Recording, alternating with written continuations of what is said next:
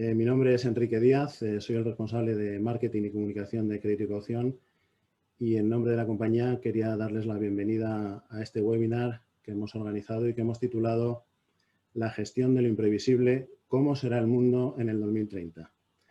Podemos tratar de imaginar cómo será el mundo en 2030, a qué cambios en sus productos, en sus servicios, en sus mercados, en la forma de comerciar se van a enfrentar las empresas españolas en la próxima década. El COVID lo que va a hacer es, en el plano geopolítico, acelerar tendencias preexistentes, sobre todo. Es decir, el mundo va a ser menos globalizado.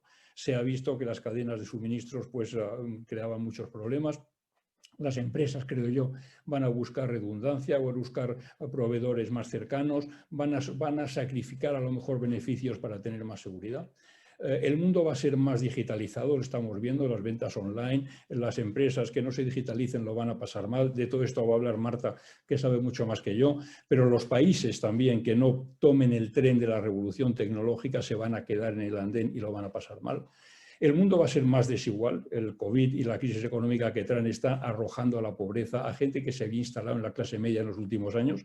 Esto es particularmente sangriento, no sea en España, que también ocurre, pero en América Latina, por ejemplo, 200 millones de personas pueden caer en la pobreza, o en África ni hablemos, ¿verdad? En Asia.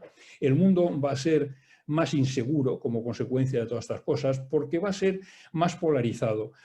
Pero yo creo que hay unas tendencias claves que son las importantes. La primera es que yo creo que Estados Unidos con Biden va a poner fin al repliegue estratégico que había iniciado con Donald Trump. Yo creo que la elección americana ha versado sobre tres grandes asuntos. Primero, ¿qué presidente quieren ustedes? ¿Uno que divida o uno que una? Segundo, ¿qué democracia quieren ustedes? ¿Una que funcione o una que esté mediatizada, donde no se respete, ¿verdad?, los checks and balances y la división de poderes? ¿Y qué mundo quieren ustedes? ¿Un mundo que vaya a la confrontación, que sea multipolar, o un mundo que sea multilateral, que se base en reglas claras, que se base en instituciones firmes para resolución de conflictos? Europa, bueno, pues con Trump estaba siguiendo la teoría de Frank Sinatra, ¿no? My way. No me puedo fiar de Estados Unidos, la confianza se ha roto con Estados Unidos, tengo que buscar mi autonomía estratégica, tengo que ser capaz de hablar en el mundo con una sola voz.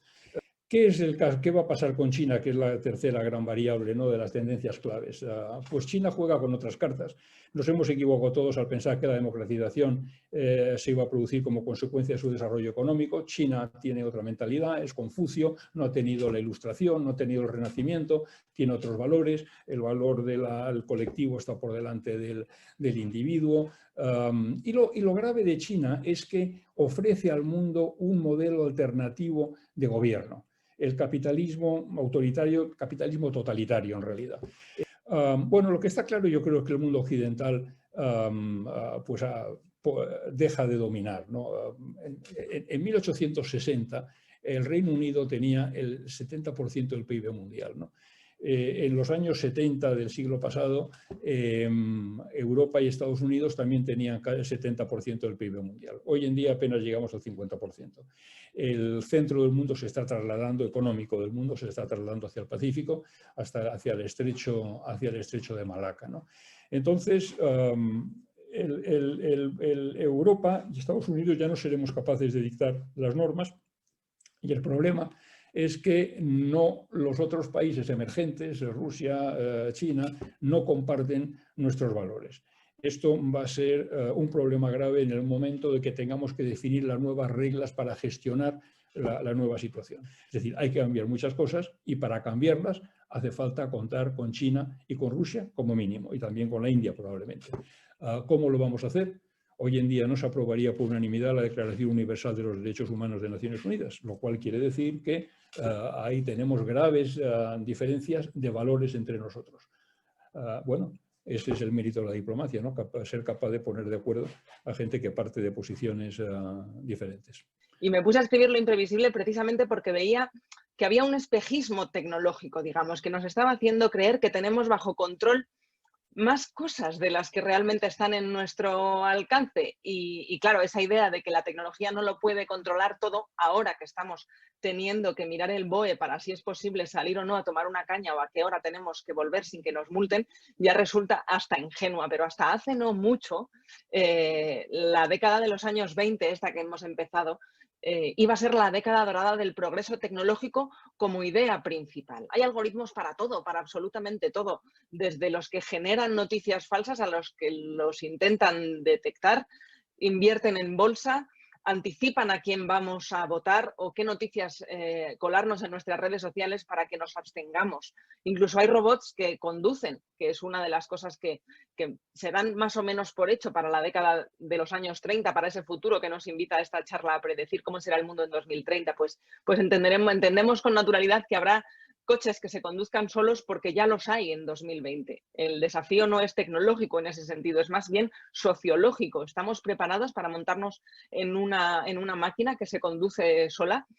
Cuando llegaron los primeros ascensores, se planteó ese momento. La gente no estaba preparada para entrar en un ascensor, una máquina, en fin y al cabo, que no sabían lo que era y que subía sola los pisos sin control humano. No se fiaban. De hecho, la presencia del botón es que aprieta el botón, como su propio nombre indica, pues empezó para transmitir la tranquilidad de la gente que no se fiaba de la máquina. ¿Cuánto de lo que nos rodea se va a volver previsible? Para mí esa es la pregunta central que me ayuda a darle forma al mundo que vivimos y al mundo al que nos dirigimos. ¿Cuánto de lo que nos rodea podemos anticipar con algoritmos y con el poder del Big Data? La incertidumbre, la epidemia de incertidumbre llegó mucho antes que la COVID-19.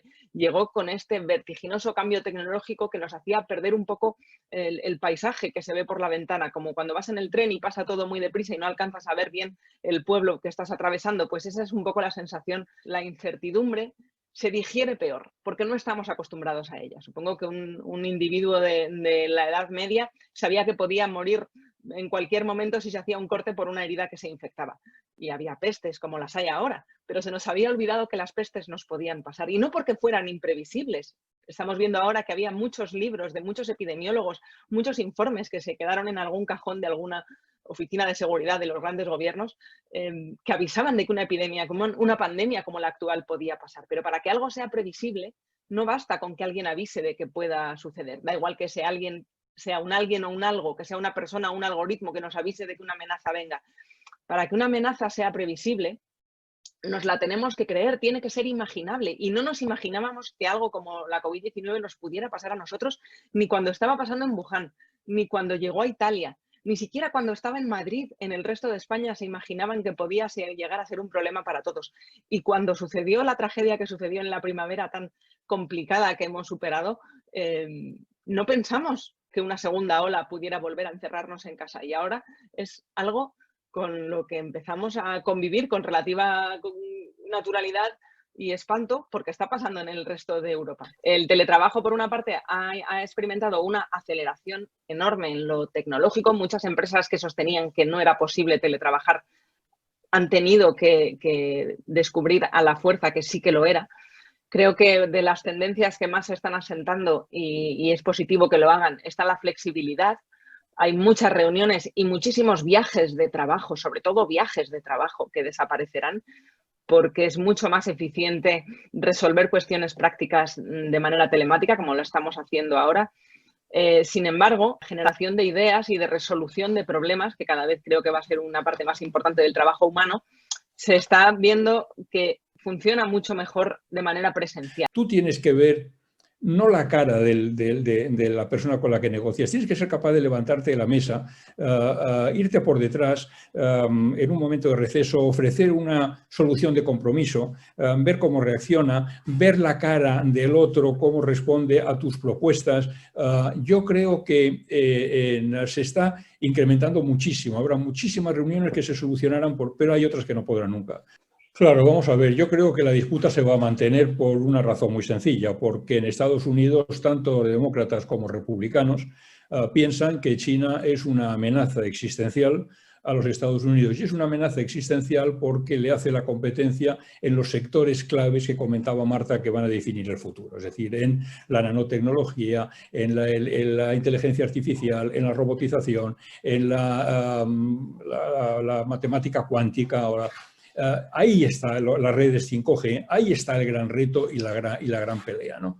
Por otra parte, en China existe también el concepto ampliamente difundido entre las élites dominantes de que Estados Unidos está dispuesto a impedir el crecimiento de China, lo va a ahogar, no va a dejar que China cumpla con su destino histórico, ¿verdad? Que ha sido siempre pues, la potencia, como se dicen ellos, el imperio del centro, ¿no? El centro del mundo, y que Estados Unidos va a coartarle por todos lados y va a impedir ese crecimiento. Es decir, el conflicto está servido. Europa tiene que hacerse grandes competidores estratégicos.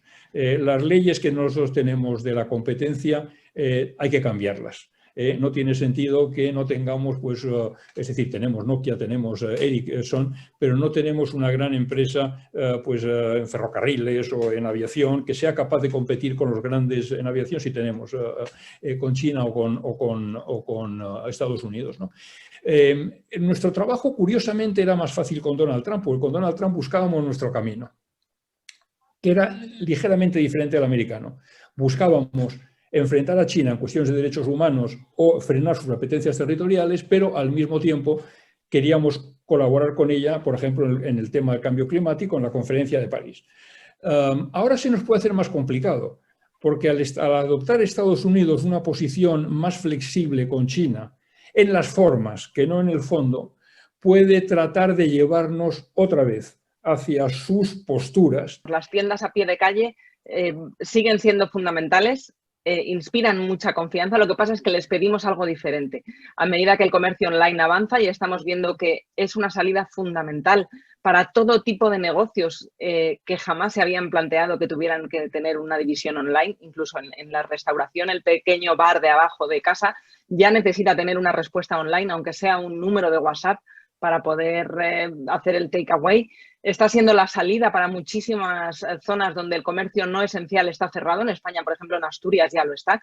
Y se están impulsando muchos negocios de digitalización de mercados de barrio. Sin embargo, yo creo que lo que vamos a buscar, y las empresas lo que sí van a buscar, yo creo que esto lo tengo claro, va a ser una mayor seguridad en el futuro.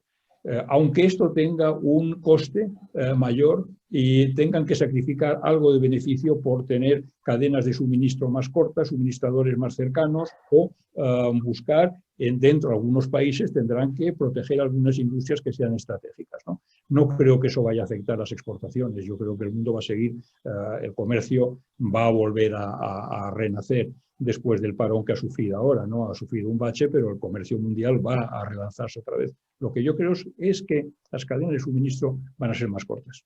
Todo lo que está en las redes es absolutamente vulnerable. Hoy en día no hay nada que esté seguro, absolutamente. Yo creo que las empresas hoy tienen que invertir en seguridad, en saber quién accede a qué en cada momento, poner controles de acceso, ¿verdad?, a la información, tener cifrados los archivos importantes y duplicados, por seguro, por cierto. Hoy en día, si hay algo que está aumentando son los delitos online. El CNI detectó en el año 9, me parece que eran 200, y el año pasado detectó 38.000. Sí, ¿cómo se prepara a los chavales para profesiones que ni siquiera existen todavía, que no tienen nombre, ¿verdad?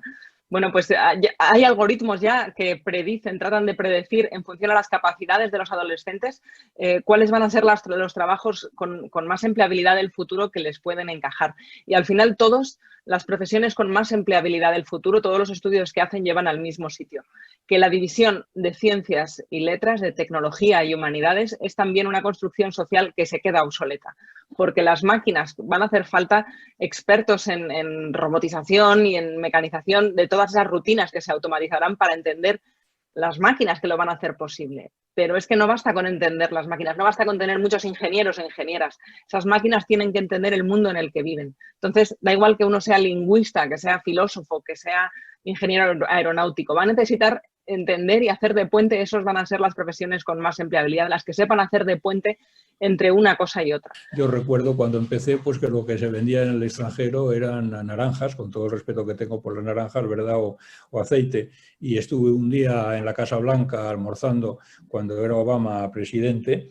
Y Obama lo que nos preguntaba era por los trenes de alta velocidad, ¿verdad? O por la ingeniería de eólica. Y claro, tú dices, bueno, ¿qué ha cambiado mi país, ¿no? Cuando de repente pasamos a exportar este tipo de cosas en lugar de otras. El mundo ve a España como un país como no nos vemos nosotros mismos. Tenemos peor opinión de nosotros mismos que la que tiene. El mundo nos ve mucho mejor que nos vemos. Tenemos un defecto nacional que yo creo que es muy grave. Somos un pedazo de país.